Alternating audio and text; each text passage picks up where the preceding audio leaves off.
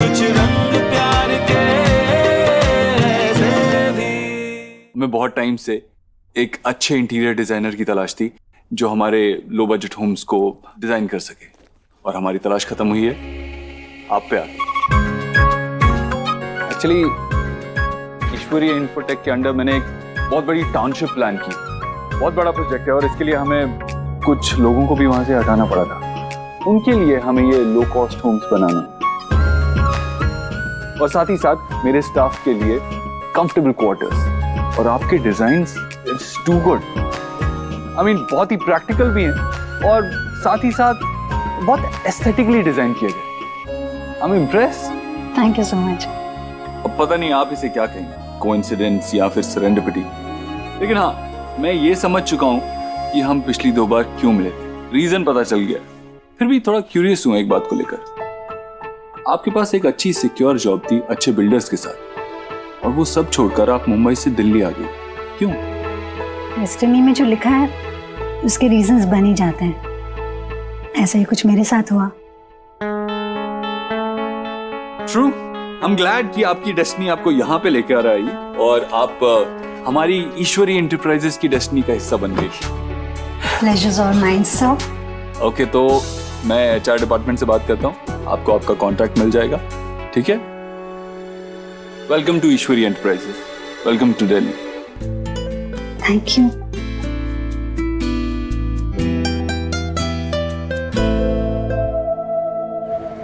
रीना, आज तो ऐसा लग रहा है जैसे कि कैब्स की स्ट्राइक चल रही है। आधे घंटे का वेटिंग दिखा रहा है। पता नहीं यार, मैं तुम्हारी ब्रोकर से कैसे मिल पाऊंगी।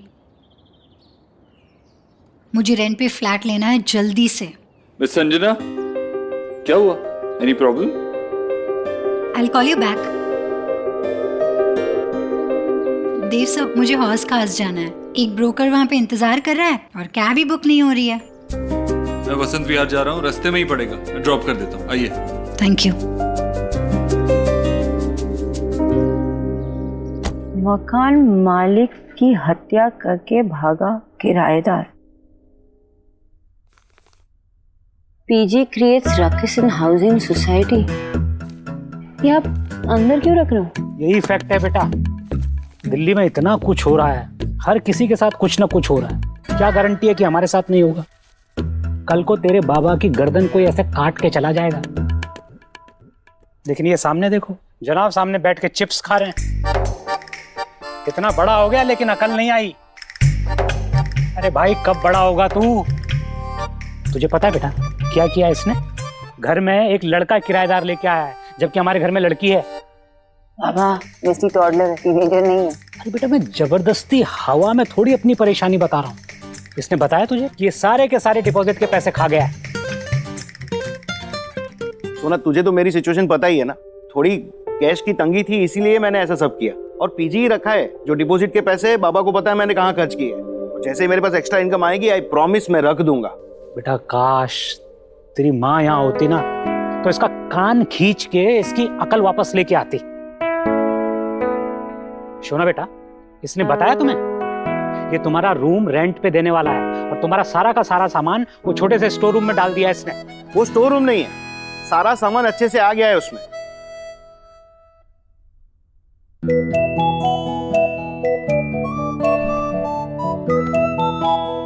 बाबा, इट्स ओके ना, रूम ही तो है ना। मैं आप लोगों के दिल में रहती हूँ।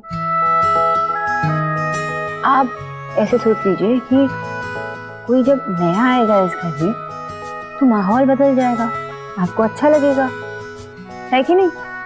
करेक्ट। कभी कोई बात समझने को रेडी नहीं होते। हाँ, ऐसे मत सोचिए कि कोई नया आने वाला है तो अजीब सा लगेगा। एनर्जीज चेंज हो जाएगी, वाइब्स चेंज हो जाएंगे। पानी लाऊं आपके लिए? पानी? ठीक है, अब मुझे देर हो रही है, मुझे जाना है हौसखास। बच्चों के लिए शॉपिंग भी करनी है। आप लोगों को चाहिए तो मुझे बता देना। और ये बहुत ही क्रूशियल टाइम है इंडिया के लिए। अभी तक तो मैच बहुत बैलेंस चल रहा है, कोई भी जीत सकता है। बढ़ती है या हम लोग ना हमारी कमेंट्री ऐसी जारी रखते हैं, नहीं तो विराट जो है वो आउट हो या जाएगा। पहले मैच की तरह फिर से उन्हें हार का सामना करना होगा इस मैदान पर। ऐसे ही खेलते रहे तो डेफिनेटली। क्या हुआ? आई गेस कहीं टायर पंचर तो नहीं हो गया? All okay? I don't know, check करना पड़ेगा।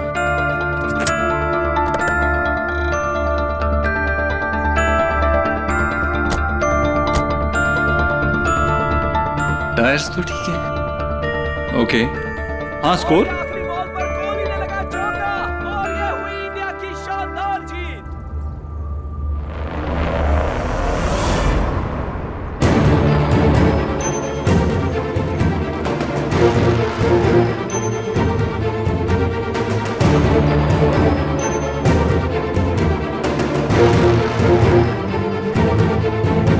मैंने उन्हें एक लड़की के साथ देखा। कहीं वो लड़की तो बड़ा तूफान नहीं है?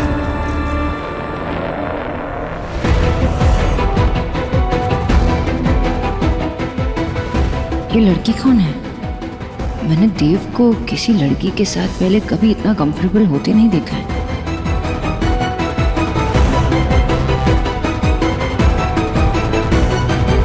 अनीता, अनीता, जीजी को हेलो हबार बोलो। हाँ, ये आपकी जासूस है? ये कैसे बताएगी? अरे जीजी, ये आपको टेल करेगी। छोटा पैकेट बड़ा रॉकेट है। हाँ। Anita, sorry, your voice is not recognisable. Year से बहरी है क्या? Forget it. अच्छा, ये टेल करो कि डॉक्टर नव्या आनंद कौन है? डॉक्टर नव्या आनंद दिल्ली की एक जानी मानी डॉक्टर हैं। क्या वो सर्दी खांसी का भी इलाज करती है? नहीं, सर्दी खांसी के इलाज के लिए आपके एरिया में 3 डॉक्टर हैं। क्या आपको उनके नाम और पते जानने हैं? हाँ, टेल। बाद में काम आएंगे जीजी। भाभी, ये क्या पूछ रही है? काम की बात पूछिए ना, वो कौन है पूछे। अच्छा, अनीता, डॉक्टर नव्या आनंद कौन सी डॉक्टर है? डॉक्टर नव्या एक थेरेपिस्ट है। जी, ये ना मेंस थोड़ी सी पैदल है, लेकिन जो भी आस करोगी ना, ये कच्चा चिट्ठा ओपन करती जाएगी। मैं पूछती हूँ, अनीता, ये डॉक्टर नव्या आनंद किस चीज की मतलब कसरत करने वाली या वो फिजियोथेरेपी है? वो एक साइकोथेरेपिस्ट हैं। वो क्या होता है? साइकोथेरेपी मतलब मनोचिकित्सा, जो मानसिक स्वास्थ्य से जुड़ी समस्याओं से जुड़ी और मानसिक रोग का उपचार करने का बेहतर तरीका माना जाता है। उनकी क्लिनिक का नाम तो बताइए। डॉक्टर नव्या आनंद, मैरिज काउंसलर। भाभी, मैंने खुद सोनाक्षी को कहा था कि अपने कोई मॉडर्न तरीके से शादी की जो समस्या चल रही है उसे सुलझा दे। अरे फिर तो वो मेरे अच्छे खासे बेटे को उस मनोचिकित्सक, मानसिक रोग ठीक करने वाले डॉक्टर के पास ले गई। अरे मेरा देव तो पूरे घर को संभालता है, उसके नीचे तो हजारों लोग काम करते हैं, वो उन्हें संभालता है, तो वो अपने मन को नहीं संभाल पाएगा? ऐसे कैसे सोनाक्षी ने सोच लिया कि मेरे देव को मानसिक रोग है? मैं पूछूंगी उससे कि क्यों नहीं। उसके पहले ना मैं खुद जानना चाहती हूँ कि उसने इसे क्यों किया है, कैसे किया है, वो कहाँ ले जा रही है, क्या कर रही है। फिर करूंगी सोनाक्षी से सवाल जवाब। मेरे देव के साथ मैं कुछ ऐसा वैसा नहीं होने दूंगी।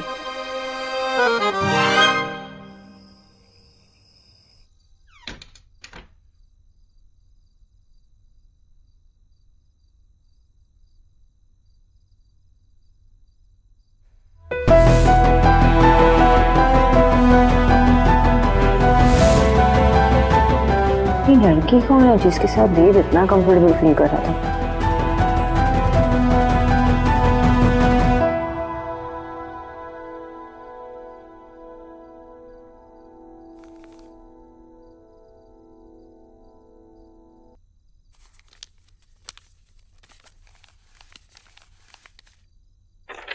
देखते हैं होमवर्क में क्या है। How to impress your wife? Wife को मनाने के 10 तरीके। husbandwiflove.com, garden date, smoke paratha, set up a canopy, spend time with her, open the door. देव तो ऐसे नहीं बोलता।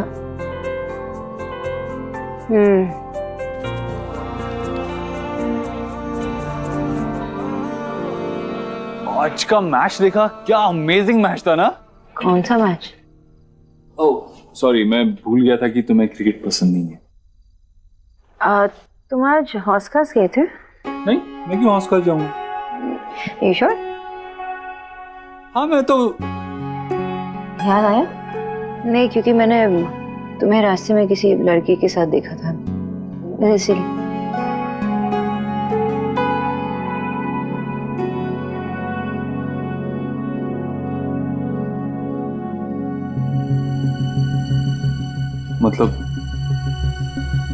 मतलब तुम्हें पता चल गया? तुम्हें पता चल गया कि हम दोनों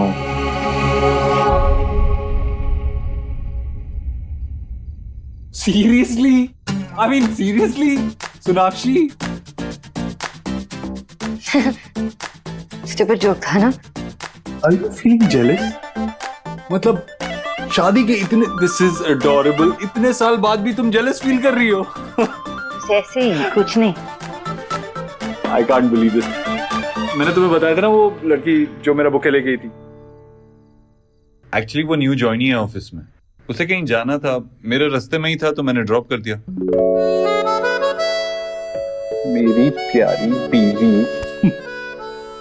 This is too cute. शादी के इतने साल बाद भी अपने पति पे शक कर रही हो? नहीं, वो तुम दोनों हाई फाई दे रहे थे, वो तो मुझे लगा कि दोनों काफी टाइम से एक दूसरे को जानते होंगे। वो एक्चुअली हुआ ये कि हम कमेंट्री सुन रहे थे और विनिंग शॉट था और उस पे यू नो जोश में हाई फाई। अच्छा, इस बात को लेकर दोनों इतने एक्साइटेड थे। ठीक है, जल्दी आ जाओ नीचे, मैंने समोसा चाट बनाया तुम्हारा फेवरेट है ना? समोसे? एयर फ्राई में बनाया, जल्दी आओ। ओके।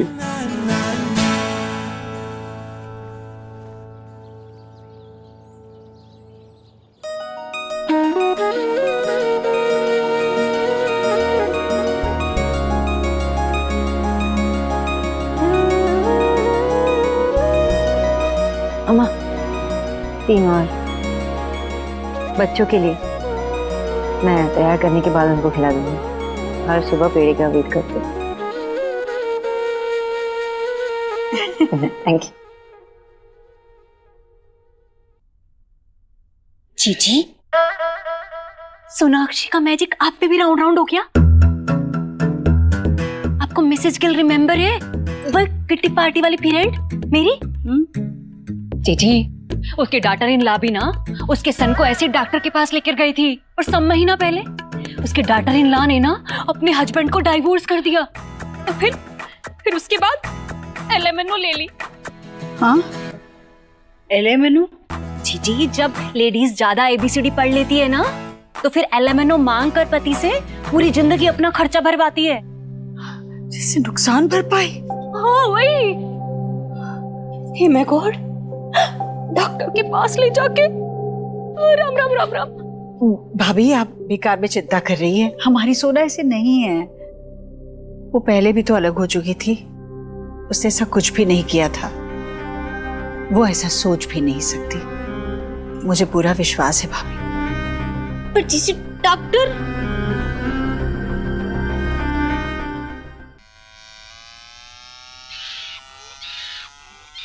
ये क्या आवाज है? चिंपांजी, घर में चिंपांजी घुस आया है। यही पे, इसे कोई बाहर निकालो प्लीज। मम्मी, मम्मी इधर ही है, बचाओ ना जल्दी। तुम हम सबसे ब्रेव हो गोलू, तुम जाओ ना, निकालो चिंपांजी को। चिंपांजी के सामने मरना है क्या? चल तू भी छुप जा। गोलू लुक, आयुष कितना ब्रेव है ना। अरे तू भी छुप जा।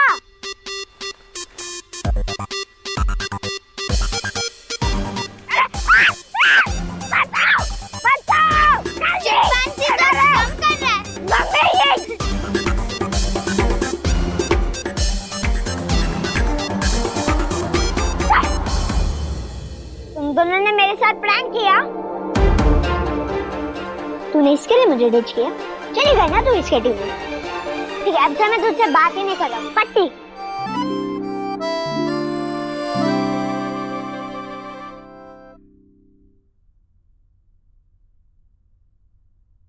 Raise your wife. शायरी वगैरह ये मैं कैसे करूंगा?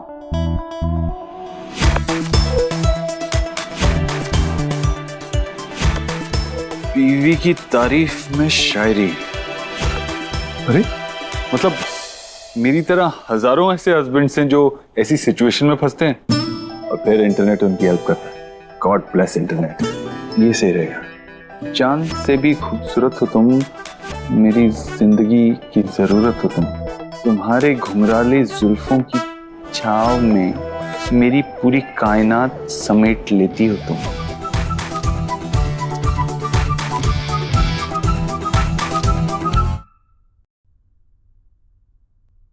Somebody is looking pretty.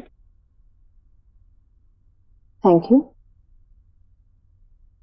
चांद से भी खूबसूरत हो तुम, मेरी जिंदगी की जरूरत हो तुम। क्या क्या ये? मेरे एफर्ट्स हैं तुम्हारी तारीफ करने के। अपने घुंघराले बालों की छांव में मेरी पूरी कायनात समेट लेती हो तुम। कैसा लगा? अरे मैंने इतनी कोशिश की, तुमने कुछ रिएक्ट ही नहीं किया। हमें जाना है ना डॉक्टर के पास थेरेपी के लिए। तो चलो वही रिएक्शन में देती हूँ। थेरेपी के बारे में सुनते ही मेरे हार्ट में पैल्पिटेशंस होने लगती। क्या ऐसा लगता है कि कहीं कुछ ऐसा वैसा ना कर दूं।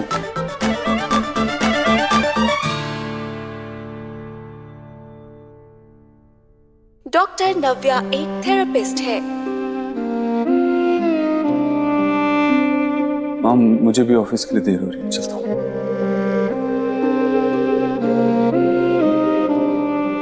जीजी आपने सी किया? कैसे देव और सोना ने आपको डॉक्टर या थेरेपी के बारे में कुछ भी टेल नहीं किया? अगर कोई ट्रिबल नहीं होती तो ऐसे आपसे क्यों छुपाते भला? आप मेरे साथ आओ। अरे आओ ना। क्या पूछना है भाभी से? रुको ना। अनीता बहुत सोली, चल अब जल्दी से टेल कर कि लोग थेरेपी पे क्यों जाते हैं। भिन्न भिन्न प्रकार की थेरेपी होती हैं जो अलग अलग बीमारी में काम आती हैं, जैसे कि डिप्रेशन, एंजाइटी, स्वभाव में परिवर्तन, नींद न आना, जुनूनी व्यवहार करना। भाभी देव और सोनाक्षी भी तो तभी थेरेपिस्ट के पास जाने लगे थे जब से देव ने ना नींद की गोलियां खाई थी। हाँ। नींद ना आना, स्वभाव में परिवर्तन।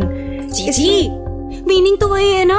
लास्ट टाइम सोनाक्षी जब ये हाउस छोड़कर गई थी तो वो उससे मिस्टेक हो गई थी ना, बिना मनी लिए चली गई थी।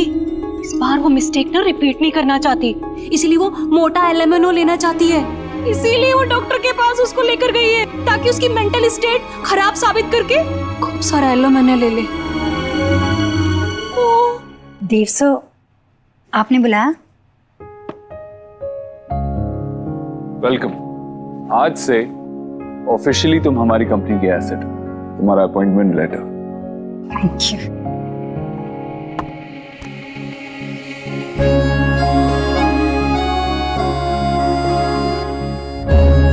Sorry. Thank you. Dev sir ये तो बहुत ज्यादा है मेरी एक्सपेक्टेशन से भी। अपने टैलेंट को अप्रिशिएट करना जानते हैं। Thank you. वेलकम। आपको जल्दी अपना कैबिन मिल जाएगा। You can start work as soon as possible. Of course मैं कल से ही काम शुरू कर देती हूँ। एक बात बतानी थी आपको, आपके जो ऑनगोइंग कंस्ट्रक्शन प्रोजेक्ट्स हैं उसके लिए मेरे पास कुछ नए डिजाइनिंग आइडियाज है। अगर आपको कोई प्रॉब्लम ना हो तो मैं सजेस्ट करना चाहूँगी। Sure, have a seat. अब यहाँ हूँ मिस्टर बोथरम, तो आपकी लाइफ और मिस खरगोश के बारे में सब कुछ जानना चाहती हूँ। मैं आपको अपने प्रोजेक्ट की डिटेल्स दिखा देता हूँ। You'll get a better idea. Okay.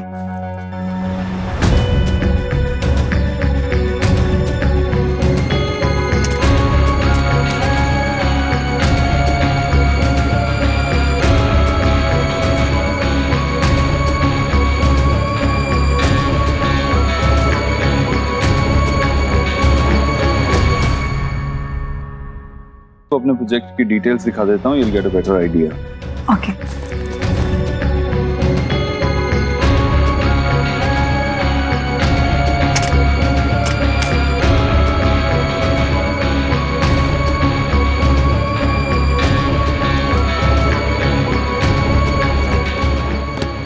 हमारा अपार्टमेंट्स का लेआउट है। नाइस। लेकिन देव सर, ये देखिए, ये जो लो बजट फ्लैट्स हैं, इनके अंदर भी अगर हम एक छोटी सी बालकनी दे दें तो ये लो कॉस्ट फ्लैट्स जो हैं इनमें लग्जरी फील आ जाएगी। एंड आई गारंटी यू कि इसमें कोई भी एडिशनल एक्स्ट्रा कॉस्ट नहीं लगेगा। How does that sound? Interesting.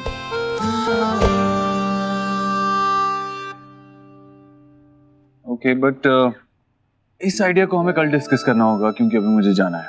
Sir just 5 minutes, अगर आप मुझे 5 मिनट्स देंगे तो मैं ये पूरा प्रेजेंटेशन कंप्लीट करूंगी, बस थोड़ी सी देर। आई अंडरस्टैंड दैट, लेकिन अभी जो काम के लिए जा रहा हूँ वो किसी प्रोजेक्ट से ज्यादा इम्पोर्टेंट है, तो जाना होगा। ओके।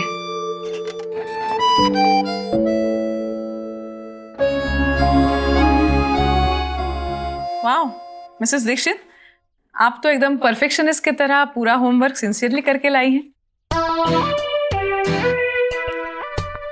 पता नहीं मुझे ऐसा क्यों लग रहा है कि मैं पास नहीं होने वाला। मुझ पे कोई शक है या अपने एफर्ट्स पे? दोनों पे विश्वास करने की कोशिश कर रहा हूँ। पास होने का क्या फायदा जब इंटरनेट पे ही ढूंढना था कि बीवी को कैसे मनाते हैं या प्यार कैसे जताते। तुम्हें कैसे पता? डार्क सर्च में देखा मैंने, how to revive your marriage और पुरानी शायरी। कुछ अलग करने की कोशिश कर रहा था मैं। तुम एफर्ट देखो ना, नुक्स क्यों निकाल रही हो? अच्छा, तुम मेरी पर्सनालिटी के हिसाब से कुछ ढूंढते ना, मेरे घुंघराली बाल थोड़ी ना। अब शायरी, तुम खुद शायरी पढ़ो, तुम्हें खुद समझ में नहीं आएगा और तुम लिखोगे। You're right. तुम मुझे बहुत अच्छी तरीके से जानती हो, ये मेरे बस की बात नहीं है। टास्क का मतलब ये नहीं है ना देव कि तुम कुछ ब्रिलियंट सा चीज करो या क्यूट सा चीज करो, दिल से करो ना। छोटे छोटे चीजें कर सकते हो जैसे पहले करते थे। ये शायरी लिखना, ये स्मोक पराठा सब मुझे क्या पसंद है। इतना भी अजीब नहीं था। मैं कोशिश कर रहा था कुछ अलग करने के लिए और तुम्हारे लिए ही तो कर रहा था। तुम तो ऐसे कह रही हो जैसे मैं कुछ करता ही नहीं है। मतलब बच्चों को संभाला है घर पे रह के और तुम्हारे साथ तुम्हारे घर पे रहने आया हूं। और अभी पिछले हफ्ते तुम्हारी गाड़ी भी ठीक की थी, राइट? ऐसा लग रहा है ना कि तुम इसका डायरी मेंटेन करते हो कि 10 सालों में मैंने क्या किया सोनाक्षी के लिए। 5 फॉरेन वेकेशन, 50 मूवीज, कुछ बर्थडे गिफ्ट्स, कौन से बर्थडे गिफ्ट्स, कितने एक्सपेंसिव, वो सब मेंटेन करते हो। कम ऑन सोनाक्षी, सच ही तो है ये। और जो भी किया है तुम्हारे और हमारी फैमिली के लिए किया, और किसके लिए किया? हमेशा से तुम्हें और अपने बच्चों को अपनी प्रायोरिटी बना के रखा है ना। नहीं ना देव, तुम ऐसा नहीं करते। कहाँ थे तुम जब मेरी माँ हॉस्पिटल में थी? कहाँ थे तुम जब वो अपनी आखिरी सांसें गिन रही थी? और जब वो मुझे छोड़ के चली गई थी, कहाँ थे तुम? तुम गए थे अपने वो उस सेमिनार के लिए जो तुम मिस नहीं कर सकते थे। हाँ, मैं उस बात को भूल नहीं पाई और ना ही तुम्हें उसके लिए माफ कर पाई।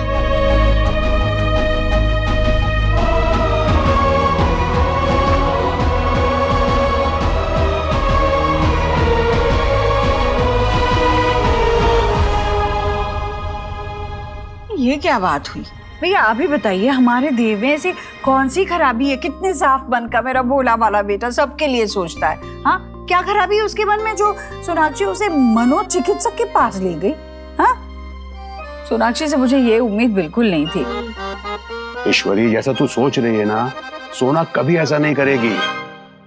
वो कोई दिमाग का इलाज करने का क्लिनिक नहीं है, वो काउंसलिंग का क्लिनिक है, जहां शादीशुदा लोगों की जिंदगी के बीच आए हुए मनमुटाव को, मुश्किलातों को दूर किया जाता है और रिश्तों को कैसे अच्छा बनाया जाए इसका तरीका बताया जाता है। अरे किसने कहा? अनीता, ये राधा रानी से कहो कि तुम पर आंख बंद करके विश्वास करने के बजाय अपने दिमाग का यूजिंग करे। राधा रानी, आपके हस्बैंड का कहना है। देव बहुत समझदार है। अगर वो किसी थेरेपी के लिए सोना के साथ जा रहा है, इसका मतलब देव की भी इसमें रजामंदी है। कभी कभी क्या होता है कि किसी शर्म की वजह से या झिझक की वजह से हम अपने दिल की बात अपनों के सामने नहीं खोल पाते, लेकिन वही बात किसी अजनबी के सामने आसानी से बोल पाते हैं। अगर पुरानी गांठें खुलने का कोई जरिया मिलता है तो बहुत अच्छी बात है, दोनों के रिश्ते बेहतर हो जाएंगे और परिवार में भी खुशियां बढ़ेंगी, हैं? ईश्वरी, ये दोनों के दिनों का मामला है, उनको ही संभाल लेते। अच्छा ठीक है, अगर मैं आपकी बात मानती भी हूं ना, तब भी भैया हमारा देव जो है ना, आज तक उसने मुझे अपनी माँ से भी सोनाक्षी के खिलाफ एक शब्द नहीं बोला है। तो बताइए वो डॉक्टर के सामने क्या बोल पाएगा? वो सोनाक्षी के बारे में ये कुछ कहेगा नहीं, और सोनाक्षी पता नहीं बड़ा चढ़ाकर मेरे देव के बारे में क्या कुछ नहीं कहेगी। शांत हो जा, शांत हो जा ईश्वरी, भगवान के लिए शांत हो जा। ये पति पत्नी की बात है, इससे दूर रहना ही अच्छा है, समझ रही ना? मेरा फोन आया। हाँ हेलो भाभी, आप ना मुझे उस डॉक्टर की क्लिनिक का पता दे ही दीजिए। तुमने कुछ गलत नहीं किया है सोनाक्षी। ये तो अच्छी बात है कि इतने वक्त से जो अंदर दबा के रखा था वो देव के सामने बोल पाई हो। ऐसी बातें अंदर दबाने से घुटन होती है, और घुटन जहर को जन्म देती है, जो अक्सर खूबसूरत रिश्तों के डेथ का कारण बन जाती है। अब जबकि बोला है तो अंदर कुछ मत रखना। देखो देव की तरफ, उसे तो अंदाजा भी नहीं है कि उसके इसी बात से तुम इतनी हर्ट हुई पड़ी हो। बोल दो Sonakshi. Sonakshi, I'm really sorry, मुझे पता ही नहीं था। तुमने शिकायत क्यों नहीं की मुझसे? बताया क्यों नहीं मुझे? बोला क्यों नहीं कुछ? ये बात मेरे कहने की नहीं थी, तुम्हारी समझने की थी।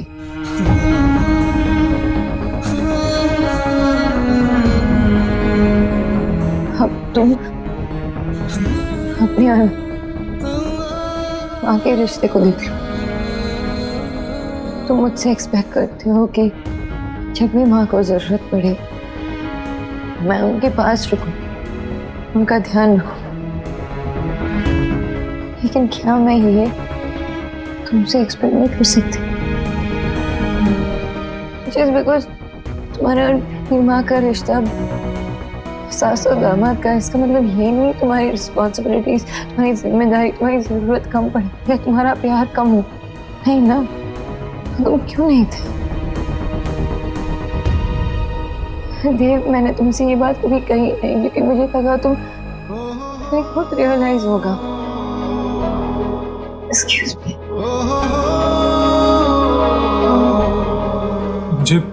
मुझे एक्चुअली कुछ नहीं पता था, सीरियसली नहीं पता था। लेकिन अब तो है ना देव। ये अच्छी बात है कि प्रॉब्लम क्या है वो पता है, तभी तो हम उसे सॉल्व कर सकते हैं, और तुम्हें यही करना चाहिए। जाओ बात करो उससे।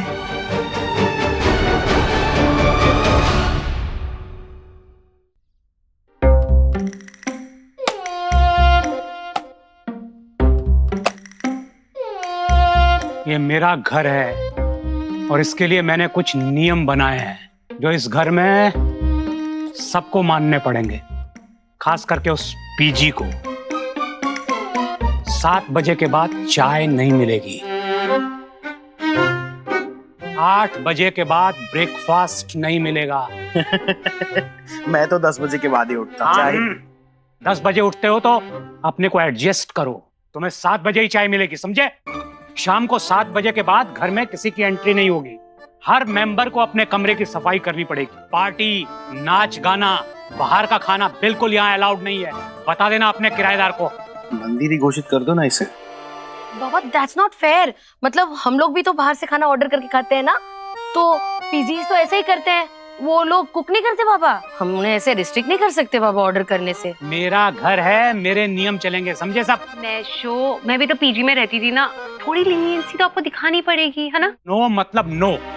कह दीजिए ना सीधा सीधा कि आपको पीजी चाहिए ही नहीं, और आपके ये जो रूल है ना वो हॉस्टल के किसी वार्डन से भी ज्यादा कड़क है। मैंने अपने नियम बना दिए हैं, अपने नियम तुम्हें बता दिए हैं। अब तुम संभालो और तुम्हारा वो किराएदार आउट। आउट बाबा। दादाजी मैं संभाल लूंगी। हाँ मैं सब संभाल लूंगी।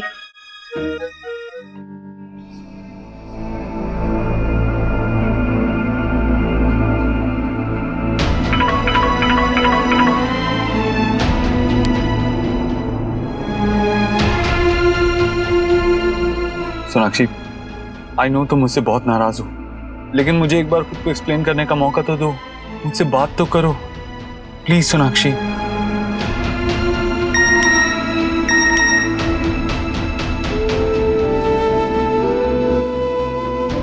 सोनाक्षी, मैं आशा माँ को बहुत मानता था, बल्कि उनके और मेरे बीच में एक अलग सा बॉन्ड था, लेकिन शायद ये वीडियो तुम्हें एहसास दिलाएगी इस बात का। क्या बना रही है? मैं बना रही हूँ मूली घोंटो, सुहा का फेवरेट है। तो ठीक है, मैं बनाऊंगा।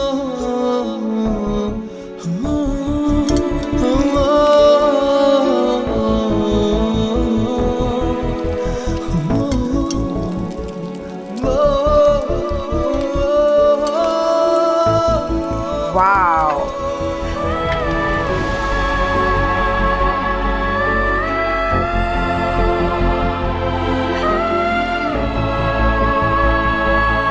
सोनाक्षी,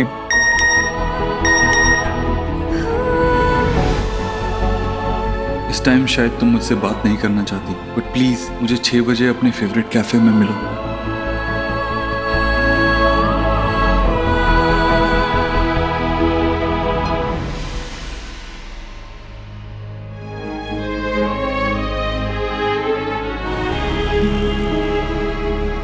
इतने टाइम बाद सोनाक्षी ने मुझे अपने दिल की बात बताई।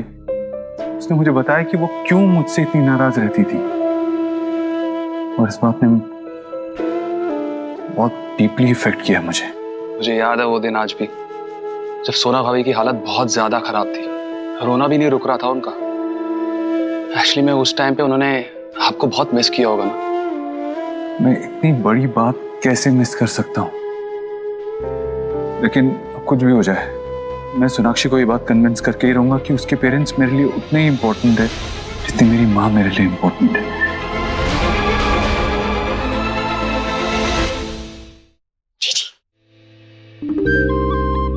अरे चलो ना जीजी, हम और कितना भेटिंग करेंगे? हमें एक्सक्यूज मी, अरे हम कहाँ रिश्तेदार है ना। अरे मैम, अरे आओ ना। मैम मैंने इनसे मना किया था कि आप अभी बिजी हैं, बट उन्होंने मेरी बात ही नहीं सुनी। जी, मैं देव दीक्षित की माँ हूँ। ओह ओके, आइए ना, बैठिए बैठिए प्लीज। इनके पीने के लिए कुछ ले आओ। हाँ, क्या लेंगे आप? चाय, कॉफी, कुछ ठंडा? फिर जूस? नहीं, कुछ नहीं चाहिए। मुझे आपसे बात करनी थी डॉक्टर साहिबा। दरअसल ये जगह बिल्कुल अस्पताल या क्लिनिक जैसी लगती नहीं है। एक्चुअली मैं वैसी डॉक्टर नहीं हूँ, मैं शरीर की नहीं मन की बातों से डील करती हूँ। काउंसलिंग, जो लोग रास्तों से भटके हुए हैं उन्हें सही राह दिखाना, उन्हें गाइड करना, ये मेरा काम है। जी मीन्स बैंड में खड़ा भी मैंने टेल की। देखिए, मुझे बस आपसे ये कहना था कि मैं जानती हूँ कि सोनाक्षी यहाँ पर देव को लेकर आई है। जी, देखिए, मेरा जो देव है बेटा, वो किसी से खुलकर बात नहीं कर सकता, आपसे तो बिल्कुल ही नहीं करेगा। वो किसी भी बात की सफाई नहीं देगा आपको। सोनाक्षी ने जो भी मेरे बेटे की खामियां आपको दिखाई होगी या फिर इल्जाम लगाए होंगे, पर मैं चाहती हूँ कि जो भी है वो एक तरफा नहीं होना चाहिए, है ना। खामियां दोनों में है, बस आप मेरे बेटे को उसकी खामियों का एहसास मत दिलाइए। ये मत जताइए कि सारी कमजोरी उसी में है। आंटी जी, मिसेस दीक्षित ने मिस्टर दीक्षित की कभी कोई खामियां नहीं गिनाई। हाँ, लीजिए ना, लीजिए लीजिए।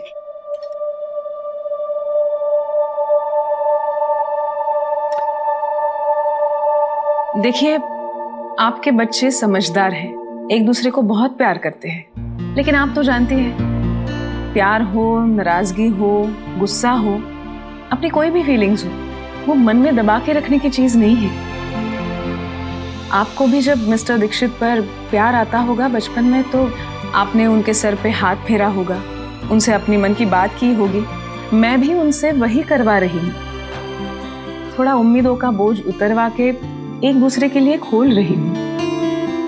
मैं कुछ नहीं कहती, वो दोनों अपने मन की बात करते हैं। जो बंधी हुई गांठें हैं उन्हें एक एक करके खोल रहे हैं। आप चिंता मत कीजिए, उन्हें संभालने दीजिए, सब ठीक होगा। और आपसे एक और रिक्वेस्ट, सब्र रखिए, उन दोनों को अपने हिसाब से चीजों को डील करने दीजिए। भाभी, दादा, मेशो, देखो मैं किसको लेकर आई हूँ, आपके न्यू पीजी को। आपने ही बोला था ना कि आपको पहला वाला पसंद नहीं, तो मैं नया ले आई। आप कौन? मैं लिली, आपकी समधन राधा रानी की फ्रेंड। थोड़ा दिल खोलने की जरूरत है, आपकी भी हो सकती हूँ। वैसे मेरा स्टेटस सिंगल है, इस शहर में भी और लाइफ में भी। रेडी टू मिंगल है, लाइफ में भी और इस घर में भी। वैसे जैसे ही मुझे पता चला ना कि आपके दिल का आपके घर का कमरा खाली है, मैं आ गई इसे भरने के लिए। और आपके जैसा आयरन मैन के साथ रहूंगी तो मैं कितना सेफ फील करूंगी। Wow Meesho, such a good company and Iron Man। तो क्या सोचा आपने, हो जाए मिंगल? पीजी में? देखिए, यहाँ कमरा खाली नहीं है, किसी ने आपको गलत इन्फॉर्मेशन दे दी। कमरा हम दे चुके हैं, कोई लड़का आने वाला है, बस वो आता ही होगा। अरे कहाँ खड़े खड़े देख रहे हो, पता करो कहाँ है लड़का, फोन कर उसका, जल्दी बुला। प्लीज जाइए यहाँ से, थैंक यू। ये लीजिए, लीजिए ना। जब मेरी याद आए तो इन खूबसूरत उंगलियों को तकलीफ दे करके मिला लीजिएगा। जी जी जी, आइए, बुला लीजिएगा। हाँ हाँ, प्लीज आप चलिए तो सही। Thank you so much, thank you so much. अगर आप नहीं होते ना तो मेशो कभी भी अग्री नहीं करते उस पीजी को रखने के लिए। Thank you so much. Any time, so happy for you. Thank you.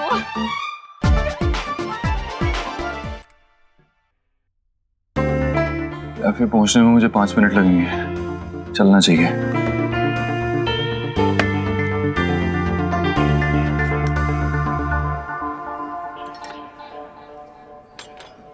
Thank you.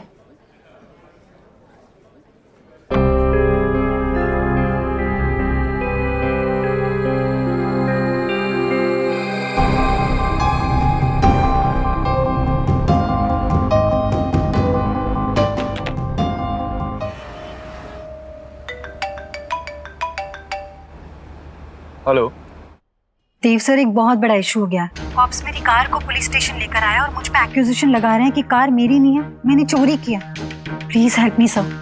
Hello Sanjana. Madam की कार हेवी ट्रैफिक वाले रोड पर पार्क थी और ये विदाउट लाइसेंस ड्राइव कर रही थी। और इनके पास गाड़ी के पेपर्स भी नहीं है। पेपर्स किसी ईश्वरी इन्फोटेक के नाम पर है। देखिए, वो मेरी कंपनी है, मैं उस कंपनी का ओनर हूँ और ये हमारी कंपनी में काम करती हैं और हमने इन्हें ये कार दी है यूज करने के लिए।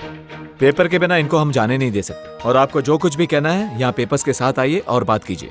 हेलो, ऑलरेडी लेट हो चुका हूँ, लेकिन ये इमरजेंसी सोनाक्षी को कॉल करके बताता हूँ।